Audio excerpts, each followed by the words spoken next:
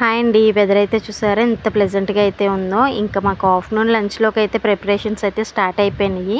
కొబ్బరన్నం అయితే చేస్తున్నానండి. కొంచెం లాంగ్ ప్రాసెస్ ఉంటుంది. మనకి కొబ్బరికాయలు కట్ చేసుకుని మిక్సీ చేసి పాలు తీసుకోవడం కొంచెం పనిగా ఉంటుంది. కొబ్బరన్నాన్ని ఒక్కొక్కరు ఒక్కొక్కలా అయితే చేసుకుంటారండి.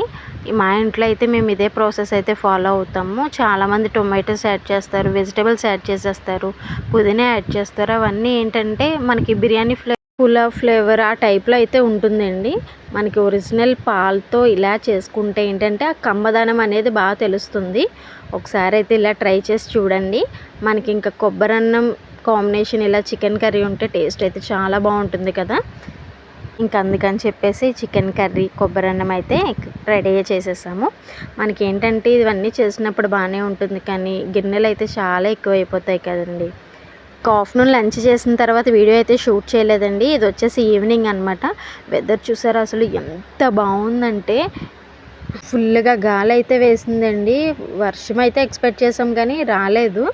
బట్ చూసారా ఫుల్ డార్క్గా అయితే అయిపోయి చాలా బాగా అనిపించిందండి. ఇంకా ఈవినింగ్ అయితే పిల్లలకి ఇలా స్నాక్స్గా అయితే స్వీట్ పొటాటో ప్యాన్ కేక్ అయితే చేశాను. చాలా బాగా వచ్చిందండి. ఆ పిల్లలు ఏంటంటే స్వీట్ పొటాటో తినరు. అలాంటి వాళ్ళ కోసం అయితే ఇలాంటి ప్యాన్ కేక్స్ బాగా యూజ్ అవుతాయి.